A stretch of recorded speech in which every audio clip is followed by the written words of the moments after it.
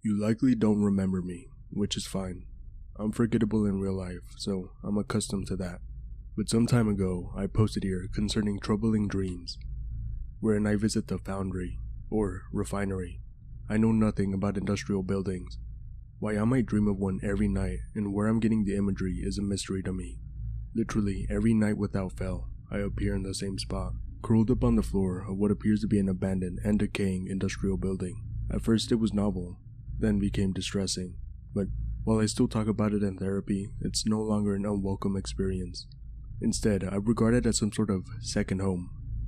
There's nothing especially welcoming about it, but in exploring the Foundry, I've discovered the layout is persistent, and anything I break or move remains that way in the next dream. Additionally, the machinery makes no sense.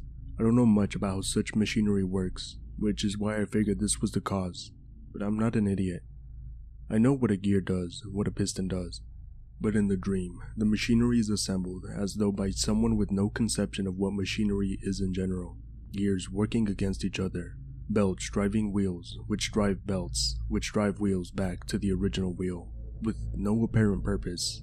It became difficult to accept that my own subconscious was coming up with it. At the recommendation of my therapist, I began mapping it on paper and taking note of anomalies. For example, on some items there are labels or other blurbs of text in a language that I don't recognize. I can see abstract shapes while dreaming, but they change as I move the object and look at it from different angles. And I cannot clearly recall any individual character when I awaken. In every dream, I am wearing whatever I had on when I went to bed. I began to experiment by stripping off my clothing in the dream. Of course, when I woke up, I was still wearing that clothing. I don't know what I expected would happen. Once I began mapping and experimenting, a new element of the dream appeared. One or more people following and monitoring me. I would initially never see them, only hear their footsteps on the walkways above me, fleeing when I try to chase. There is light coming through the windows, but it cannot be natural sunlight. It is a rich shade of sickly orange, and while shadows cast by the sun are all perpendicular to one another, shadows cast by light coming in through the windows are at angles that suggest the light source is much closer. I've tried, on many an occasion, to wipe clean the dirty windows so I can see where the light comes from, or to break them with rocks and rusted tools. Neither works. All the while, I hear the shifting feet of watchers lingering nearby. At any rate, the last time I posted here, you requested that I learn 3D software so that I could provide a map of the area I have explored so far. I apologize if this is crude, but it's the best I could do with what I learned in that time. I have color-coded the various relevant portions so I can refer to them if you have any questions. The yellow rounded room with the tall windows is where I wake up. The green room contains rows of machinery, the orange things. The blue cylinder is a shaft containing a spiral staircase, with several decks at intervals on the way down. These rounded, caved-out rooms, seemingly concrete or very smooth-cut rock, contain cages all around the outer wall. Sometimes sound or movement comes from them, but they are dark. I cannot see what they contain. They are locked. One is open and empty. For a long time, I thought the spiral staircase was endless. I shortened it in a 3D map for the sake of showing everyone in one picture. It continues for such a distance that unless I devote the entire duration of my time in the dream to descending it, I don't reach the bottom before waking up. For that reason, I haven't explored it much at the very bottom beyond what you see here. The staircase ends in what looks like some type of old-fashioned office. A rusting metal chair at a wooden desk, with a few filing cabinets on one side, looking over an abyss. Outside, it becomes apparent that the room hangs by the concrete shaft containing the stairwell from the roof of a massive subterranean cavern. Outside, there are a few platforms hanging from the cavern roof by chains, with wooden walkways between them. Below, rather than darkness, there are what looks like slowly moving gray storm clouds. I've thrown stuff down into that abyss. I've never heard an impact, nor can I see any walls to the cavern. The ceiling of it seems to stretch on for miles, receding into the darkness. Here's another shot of the hanging building in the cavern, which gives a better sense of scale. The platforms originally had some rotting cardboard boxes and tools on them, all of which I have long since dropped off the edge trying to get a sense of how deep the cavern is, to no avail. The clouds below look exactly as you might expect storm clouds to look from an airplane. I'm powerfully curious to know what is below them, but I'm too frightened to let myself drop from one of the hanging platforms in order to find out. It isn't clear what would happen. I used to have normal dreams, and some night no dreams at all. This just started all of a sudden one night and continued ever since, never letting up. If it were someplace pleasant, representative of my desires, it would be explainable. but if I feel anything while there, it is cold, weary, and slightly nauseous. There's a sense that something is wrong with that place. The angles, the colors, the nonsense machinery, every electric light in there emits the exact sickly orange light that also comes in through the windows, presumably from outside. There's very little variation in color, from grays to very subdued browns. It feels like the decay is everywhere. Sometimes I try to fix the machinery, usually without result, since it was apparently never designed to work in the first place. But occasionally, I can rearrange it into something that at least moves or makes noise when activated. I feel most intensely watched while doing this. Like my observers are trying to learn what the machinery means to me and how it's supposed to be assembled. My therapist is too confident in her interpretations. They are flattering to an uncomfortable degree. She believes that the incompletely designed, abstract do-nothing machinery represents my frustration with an inefficiently organized and operated society, and my struggles to fix some of it and make it work, to whatever small degree, represents struggles in my day-to-day life that change the order of things for the better. This is entirely, in my view, a product of her fondness for me. She's too impressed by what is objectively a pretty dull person, except for the strange nighttime escapades. Perhaps she feels sorry for me. No, I've never tried to write anything in my dreams. I apologize for the delay. I was having trouble getting anything by your capture system. It's been a long time since I posted here. I can try writing. I expected some anticlimactic result, like when I experimented with clothing. The experience seems designed to thwart any effort to pry it apart and see it from the outside. Literally with regards to my efforts to get outside of the building, I have this lingering, deep-seated suspicion that if I could see the outside, it would answer many of my questions about the place. The parts are not from the same machine to machine. They're in some places similar, but never of identical dimensions. The tools are seemingly random in shape. It isn't obvious what they're even designed to do, if anything. I've searched for similar tools online and found nothing. Some change the shape slightly. If I look away for even a moment then look back, I've managed to use them awkwardly to effect minor repairs, only because some are coincidentally shaped such that I can use them as levers or badly fitting wrenches. Some implements, found mainly on the cage levels, aren't tools as far as I can tell. They have sharp jutting points or blades. They might be weapons, but they have hinges, handles, all the trappings of a tool. Not all can even be used safely without injuring the user. Who designed them, and what are they for? I feel like the answers are outside of the building, but the harder I try to escape, the further away it becomes. Something always prevents it. There's a strong sense that it's a charade, an inward-facing bubble of illusion, like the set of a television show. If I could find some hole in it, somewhere the builder forgot to patch up, and get outside, I'm certain I'd see it for what it really is. If there is a world outside of it, I cannot imagine it will simply be a city, or a countryside, or anywhere intuitive. The cavern seems to preclude that, as does the deep tungsten light coming in through all the tall windows at angles all wrong for sunlight. Perhaps it's all underground, or perhaps there is some land outside of it, with something other than the sun bathing it in that nauseating orange light. I'm desperate to find out, and in the past few nights, every effort has gone towards probing the furthest reaches of the building for some escape. So far, nothing. Have you ever tried holding onto some object, like a tool, until you woke up, to see if you could bring it with you out of the dream? Yes, with the same result as the clothing experiment. For a time, I accepted that as proof positive that it was in fact just a persistent recurring dream. I moved from that to taking very seriously the possibility I was losing my mind. Following some soul-searching and self-testing, I determined that I am still in fact sane, just rattled by an unusual experience that won't stop. There's something wrong with it. Little things, like there aren't any plants. In a lot of these urbex photos of abandoned industrial buildings, there's grass, moss, whatever. Not in the dream. No plants, no rats, no living things other than myself. Little things like that. And the chairs aren't all the same size. Some are small enough to not quite be possibly child-sized, but still difficult to sit in. Others large enough that you have to hop onto them, often skewed at a slight angle. Like slightly melted. Like the tools, none of them are right. I can't believe this is, or is a reflection of any actual industrial building that's ever existed. Didn't you say you saw the creature previously? The boy in the overalls. It was exciting when I finally caught him.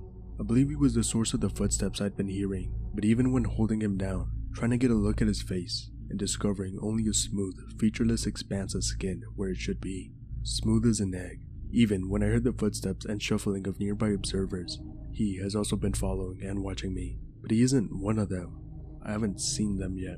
I think he used to be in the one cage that isn't locked, partway down the stairwell. He got out, or someone let him out. Possibly, that's what's in the rest of the cages. This is a close approximation of the color of the light, from outside and from the bulbs. Why this color? I thought it was grime on the bulbs or that they were tinted. They aren't tinted. The glass is dingy but clear. All light, regardless of source, is the same gross orange. The only respite from it is darkness. Sometimes I turn off the lights in the stairwell just to escape that color. That was before I found the cages. Now I don't want to be in the stairwell with the lights off. I can't entertain the thought of being in the cage for more than a moment. That's where the boy in the overalls came from, and I have an unwelcome suspicion that I am intended to take his place. I avoid it now, but it's always on the back of my mind. Also, perform experiments on the boy. See if he/she is in pain. Most likely not. If so, try to cut him a mouth. He's scared. He writhed under me and made muffled distressed noises through the skin. There was no jaw movement when he made those noises. If I cut into that smooth face, I'm not certain there'd be teeth and a tongue under it. Perhaps just an equally smooth, featureless skull. I think he knows what is wrong with this place. It could be he was changed to prevent him from telling. I've also thought he might have been someone else who's had this dream, that I might end up like him. If I could see into the cages, I might answer that. I tried rigging up a light on a cord, but the shadow inside has substance, volume, like a mist or a cloud. The light only penetrates so far. I can hear something, a grinding, a dull muffled moaning. I could see the hints of motion in the shadow, but nothing more. I hate that part of the building. I don't want to visit it without a good reason. You said there were no living things, and now you're saying there was a kid. Why didn't you bring this kid up from the start? I meant plants and animals. There's no growth typical of abandoned buildings, nor rats you'd normally find there. The boy is not clearly a normal human being, and maybe something like a hallucination. His anatomy is implausible. There are no orifices through which he could breathe. For example, like the machines, there are obvious problems with the logic of how he works. I wish there was some way to communicate. I'm concerned that if I spend the money on an old camera, it'll just be thwarted again. The recurring theme is that of a carrot dangled in front of me and then yanked away every time I reach for it. This place defies every effort to pin it down and extract details from it beyond what I'm apparently permitted to see and map out. At times I resign myself to this. At other times I'm consumed with frustration and the drive to find some way outside, to pry answers from this place. But I'm content with the mystery of it. I am, for some reason, able to venture further, see more, like I'm being pushed for trying to color outside the lines. If you can supposedly take things into this world. I've tried that, in both directions, in the dream, holding a tool until I woke up. While awake in bed, clutching my notebook and trying to take it with me. Only my clothes make it through. I think what is being transferred here is my outer appearance, not objects near or on me, like a projection. I have no strong religious convictions, but some degree of spiritual feeling. I've never fit into any organized conception of spiritual belief. I have no concrete ideas about beings or places. My only experience with that sort of thing is the Foundry. I can't say whether it's supernatural. It defies every effort to prove it's anything other than a dream, while simultaneously showing uncanny, impossible to ignore signs that it is a real and persistent location that I somehow visit while unconscious. I would like to see what my brain looks like to an MRI machine while I'm there. I'd volunteer to be studied, but I doubt anybody with access to that equipment would take me seriously enough to go through with it. If you change something in the surroundings, like for example, scratch something on the wall, does it last until your next visit? It is in fact persistent. Everything is. Each night, the way I left the prior night. That's one aspect that makes it difficult to accept as a recurring dream. Why is it so specific? Why the particular unusual properties that are consistent throughout the structure? Why that color of light from every source? Why no bathrooms? Why no exit signs? The drawers have no handles. It's like it was built by someone who only had descriptions of factories, refineries, and so on to work from, but didn't actually understand what they were there for. I need to see what's outside, to know how much of it, if any, of my suspicions are accurate. If something organic, probably some small amount of food. I'm curious if it'll rot until your next visit.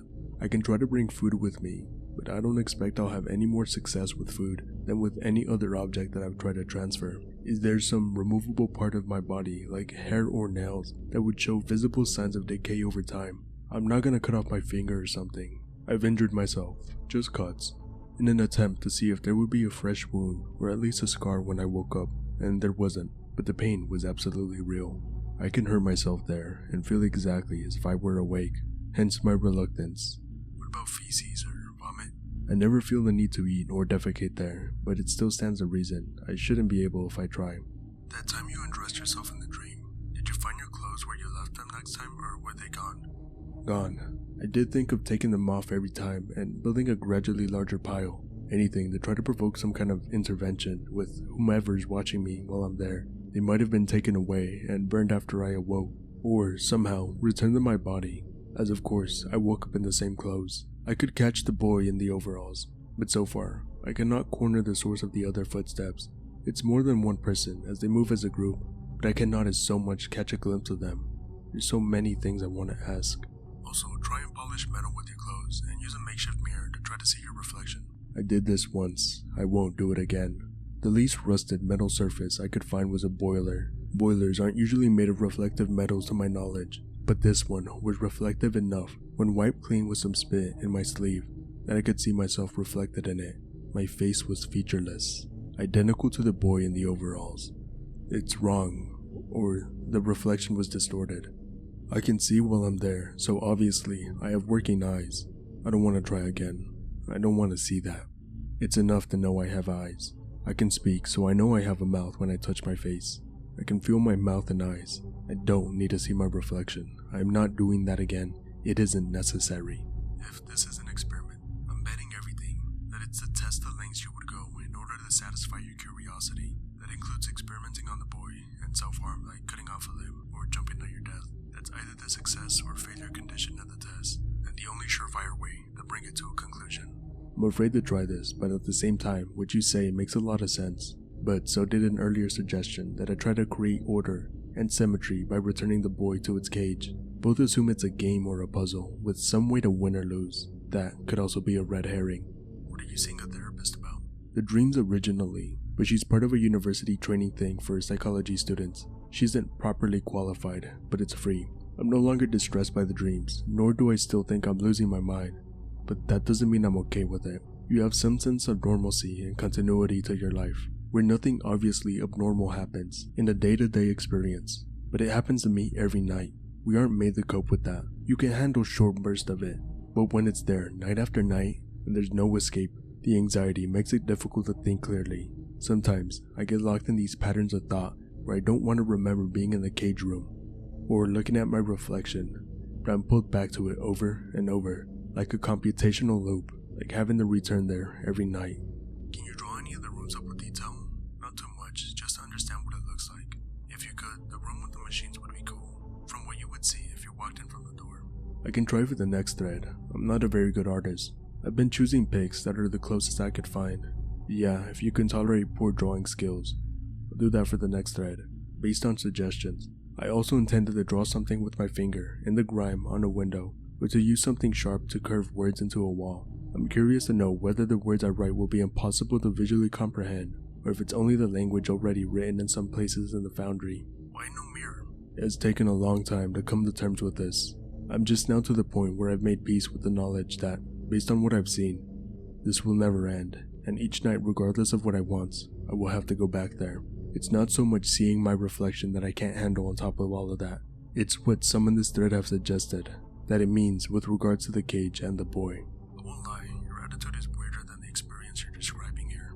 She said acceptance and adjusting to my new reality would diminish the anxiety. She was right. I have no reason not to trust her advice. I'm so tired. It's 5 a.m. I pulled this off longer than usual. Once I stayed up for as long as I could, it wrecked me, and it was a useless attempt of defiance. In the end, I still woke up in that room. So long as I need sleep, I won't be able to stay away any longer than a few days, so I'll be there again. I'll open my eyes, see the windows, then the staircase. The full extent of my power to avoid it is caffeine pills and other drugs that can delay this maybe for 72 hours.